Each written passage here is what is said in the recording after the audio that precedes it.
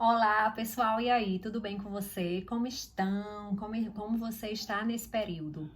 Então, essa aula de hoje é para a gente conversar um pouquinho sobre o conceito que eu falei anteriormente da gestalterapia todo e parte. Eu trouxe um exemplo para vocês bem interessante, né? Fazendo uma tapioca.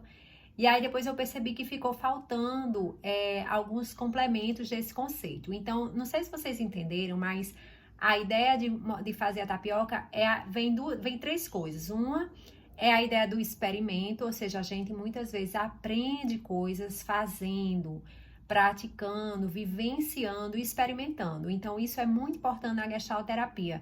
É importante que a gente aprenda através da experiência, que a gente procure se jogue na experiência, certo? Então, na hora que eu tive a ideia de falar sobre a tapioca, né, dando essa ideia do conceito todo e parte, eu estava justamente me jogando numa prática, numa experiência, para mostrar para vocês claramente como é que é a ideia de todo e parte. Então, eu acho que ficou claro para vocês que quando você tem a massa de tapioca, são pequenas partes separadas e quando se aquece no fogo, as partículas se juntam, formando o todo que é a tapioca. Assim é a maneira como a gente precisa enxergar a pessoa do cliente, ou seja, a gente precisa entender e compreender como um todo, ou seja, uma pessoa que está dentro de uma circunscrição, né, dentro de um contexto social histórico, é uma pessoa que tem um modo de vida, que tem uma história de vida, que tem uma cultura. Então é super importante que a gente considere isso. E aí eu falei um outro conceito importante da gestalterapia, que é o experimento, né? O experimento, às vezes, é de uma forma erroneamente conhecida como técnicas. E aí, às vezes, as pessoas acham que gestalterapia é só técnicas. Não, gestalterapia não é só técnicas, né? Não são só técnicas. O experimento é muito mais uma maneira de você entrar em contato, né? De você entrar em contato com você, de você entrar em contato com o outro, com a história dele e também você experimentar um pouco essa pessoa que é o outro, certo? Então, você tem um experimento, né? Que você pode trabalhar na sua clínica. O experimento vai contribuir para o contato. E quando você. Então, você não planeja nada, você não planeja como é que vai ser feito esse contato, certo? Ou esse experimento. Você está aberta para a situação que acontecer, né? Você está disponível, você acolhe a pessoa que chega, você vai observar ela como um todo. E aí, claro, né? Quando você entra em contato com essa pessoa, você consegue pensar ou você consegue sentir a necessidade de proporcionar um experimento, certo? Então, quando eu estava pensando no conceito de todo e parte, veio a ideia de falar sobre a tapioca, porque para mim é um exemplo bem interessante, bem regional e bem gostoso de falar sobre um conceito importante.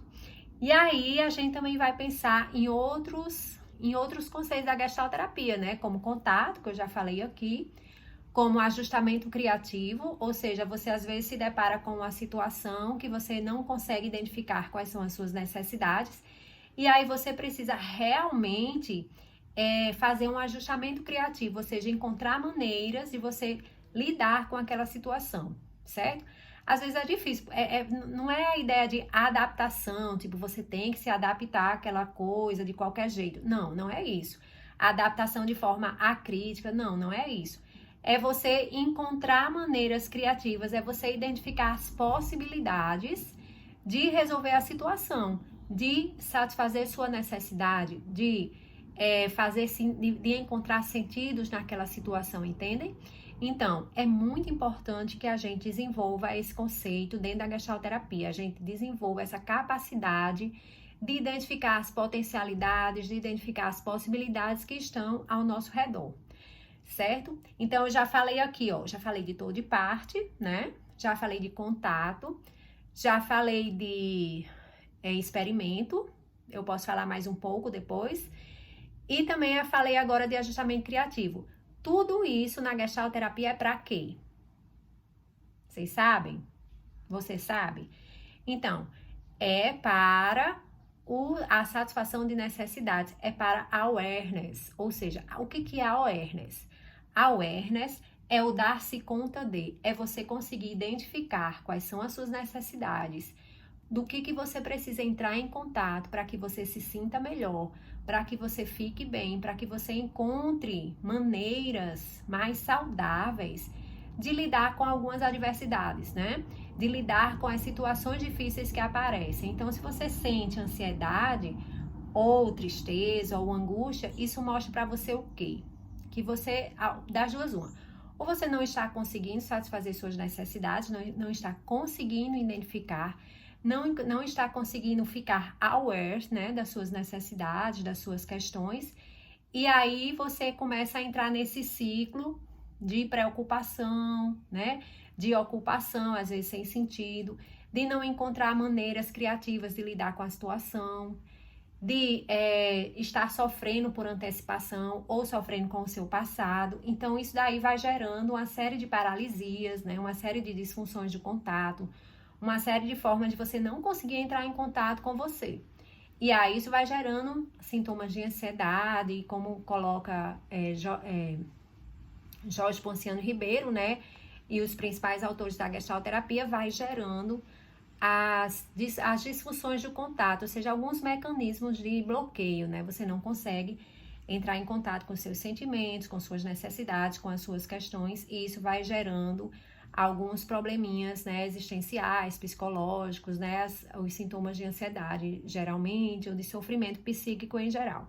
Então, é interessante que a gente trabalhe esses mecanismos, né, esses mecanismos de desbloqueio do contato, para que a pessoa ela comece a dar-se conta dela mesma, do que ela precisa, do que ela sente, do que ela gosta, do que faz bem para ela, do que nutre ela. E isso ela só vai conseguir quando a gente faz o acolhimento sem julgar, né?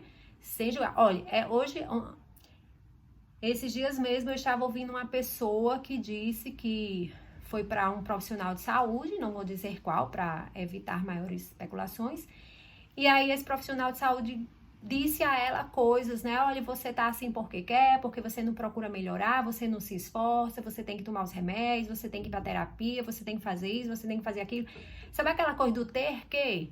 É o tempo todo, às vezes o profissional de saúde dizendo pra gente o que a gente tem que fazer para melhorar, como se a gente tivesse culpa das ansiedades e angústias e malestares que temos, né? A gente não tem culpa, assim, uma culpa, tipo, eu quero ficar sofrendo. Não. Não é você que escolhe isso de uma forma consciente, né? Assim, dentro da perspectiva fenomenológica, a gente pode fazer escolhas dentre as possibilidades, mas às vezes a gente não aprende a fazer escolhas que sejam realmente saudáveis por uma série de circunstâncias. E é isso que na psicoterapia vai facilitar esse processo de identificação das possibilidades, de identificação das coisas que eu posso escolher dentro da minha circunscrição histórica e social, o que dá para fazer. Então, não é uma pessoa que vai olhar para você e dizer, você tem que. É muito fácil, né? Dizer para o outro o que ele tem que fazer, mas ele só vai conseguir fazer isso, paradoxalmente, numa relação onde não há julgamento, onde você não diz para ele o que ele tem que fazer, onde você não bota a culpa nele, onde você não culpabiliza o outro, né? Pelas dificuldades, pelas limitações, pelas escolhas às vezes não muito saudáveis. Então, se a gente tivesse a postura de culpabilização, certo? De colocar a culpa no outro, de estar o tempo todinho dando sermão, dando carão, prescrevendo, a gente não vai conseguir estabelecer uma relação empática, de confiança, de aceitação e compreensão do outro. A gente, na hora que a gente evita julgar, na hora que a gente tem aquela postura, né, da fenomenologia chamada EPOQ, ou redução fenomenológica, a gente consegue que a pessoa, ela se sinta aceita, e aí a gente consegue fazer um trabalho legal, onde ela vai conseguir awareness, né, ou seja, dar-se conta e aí ela poder melhorar de forma saudável. Bem, espero que vocês tenham gostado. Uma tarefa legal que vocês podem fazer é uma lista de coisas que vocês se sentem bem, certo? Por exemplo, estamos nesse período de distanciamento social e isso tem trazido muito angústia para as pessoas. Então, faz uma lista, tente, né, fazer uma lista de coisas que lhe faz bem, de coisas que você se sente nutrido ou nutrida. E aí você faz essa lista e vai tentando colocar em prática algumas dessas atividades ou algumas desses hobbies, dessas coisas, para que você vá percebendo e vá entrando em contato com essa sensação de fazer alguma coisa que você se sinta bem, certo? Na hora que você fizer isso, aí talvez você consiga encontrar um bem-estar maior, apesar dessa situação que estamos vivendo. Bem, fico por aqui, espero que vocês tenham gostado dessa aula. E aí, na próxima, a gente trabalha com outros conceitos. Se você gostou, diga que gostou, coloque seus comentários ou tire suas dúvidas aqui nos comentários, tá bom? Um abraço, fiquem bem, quem puder fique em casa. Até mais!